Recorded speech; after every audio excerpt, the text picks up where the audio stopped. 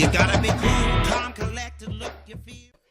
Hi, this is Nate, and I'm here with Lisa Kent today. Lisa just showed me something that is it's a process that is so helpful for kids that I asked her if she would please walk through it with me one more time as we record and document, because I really feel like it's something that can help kids.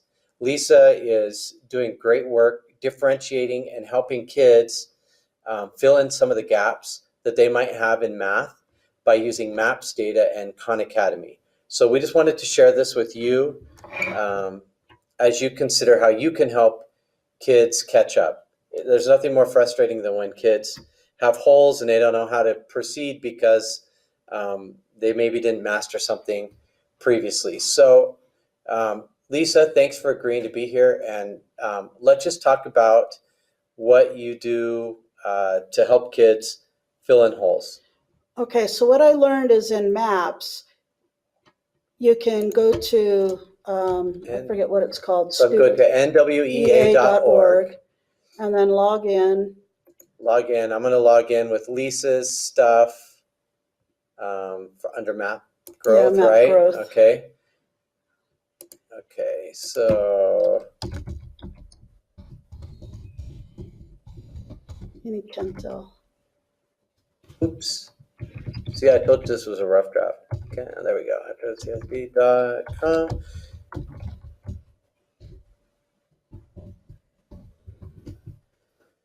Okay. Okay, so if you go to the student profile, right now there's a big box that says check it out here, so you could just click on that. Okay. And it's the student profile. And then you have to go in, select roster terms. So I selected fall 2017, school CCMS. I'm the instructor. We're taking a class in class 5. Okay. And a particular student, we're going to do We won't say her AB. name, but yeah, we're going to do down right yeah, there. and so we'll blur that name out when we Yeah. edit this. So we're going to go view student profile. So Lisa, how did you decide what you were going to do to help this student? After talking with Lisa Bliss and seeing what MAPS could do, I found out that MAPS can give me specific objectives that the kids have gaps in. And some of the kids go clear back to kindergarten. And so it also links now to Khan Academy.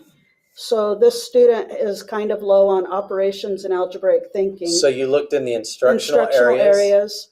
And how did you choose which one you wanted to start with? I chose it based on their scoring. So we're the lowest score and knowing what's coming up on Smarter Balance. So I know for 6th grade geometry and statistics and probability isn't huge. So I'm trying to fill the gaps on the other 2 areas, operations and algebraic thinking, and the real and complex number system is my focus. Okay, so a teacher could just say, okay, here's the lowest score, I'm going to click on this. Exactly. Okay. Now over here, I see the scores again, and we're highlighting that 206. Right, and first what comes up is they have it by topic. So over in the left-hand side, it says group by standard. I click on standard. Okay. As topic standard, you have to click on standard. It defaults to topic.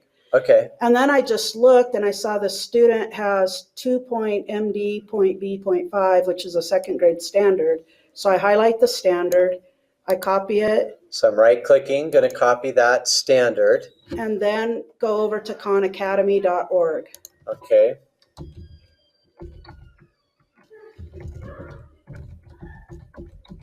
So KahnAcademy.org.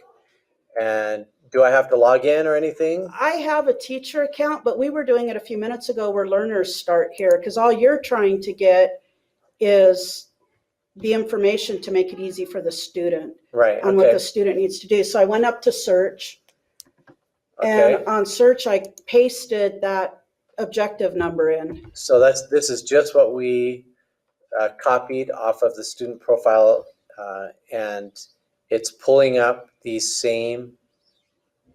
Yes, it These pulls same up, things, it has right? measurement and data grade 2. Now, one thing I'd suggest is I'm emailing my students the links. So I would pull out that 2.md.b5 and paste that in and tell the student to only work on that standard, because when we click, it's going to give us several standards. So I know that I want to click on this first one, grade 2, because this starts with the number 2 here. Yes, that's how I figured it out. Okay, so I'll click that, and it's going to bring me It to. Takes a bit to load, I've noticed. Okay, But so here it's in chronological order. We were looking for 2MDA5. we're looking for or B5. B5, right? Mhm. And so here it is. So what link would you give? Would you click here? So I would click up in the address bar, khanacademy.org. I'd highlight that and I'd copy that. And then I put that in the student email. So you just email that, what I that have link to the highlighted. student, yes, and then I tell them the specific one they need to work on, because So there's this- like 6 or 7 Right, listed. so the student doesn't start up here. Right, You say, hey, student, go right to 2.md.b.5. correct, Okay, and And- so the student goes in there and is able to work through yes. some problems and help fill their gaps. What response have you had from kids so far? How many kids are you working with on I this? have 12 kids, and one in particular last night, the parent emailed me, said, thanks for helping, she loved it. She worked for 15 minutes, and she loved doing the work, and she came today all excited about what she had done. So some of the other kids I haven't talked to yet to get feedback, but I had 2 other kids that are super willing to go in and do this, so I'm anxious to see Cool. what they do. So, I coordinated with the parents at conference. okay, I was With going to my ask, group- how do you My coordinate group with of parents? kids, so what I did at conference, I came up with this idea, and I coordinated with some of my conference parents, so I'm emailing them along with the student. And then I pulled 2 kids today who I know are pretty responsible and would probably do it, so I pulled them and talked to them today. So they're gonna try Fantastic. it. Well, that's, again, I just want to say thank you for your time today. And I was very, very excited about what you're doing.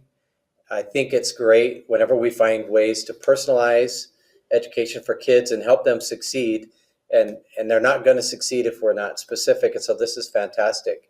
One other thing I just want to mention, if you're watching this video and you're thinking, yeah, this is something I could work with my colleagues on.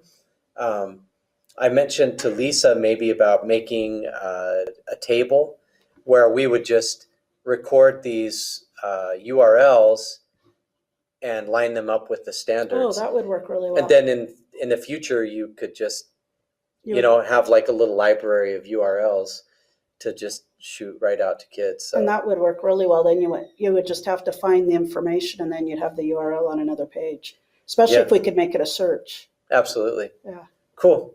Well, thank you again so much. We hope that everybody can consider this. They're great tools that are available and really good things for kids. So thank you, Lisa. Thank you, Nate, and good luck, everyone.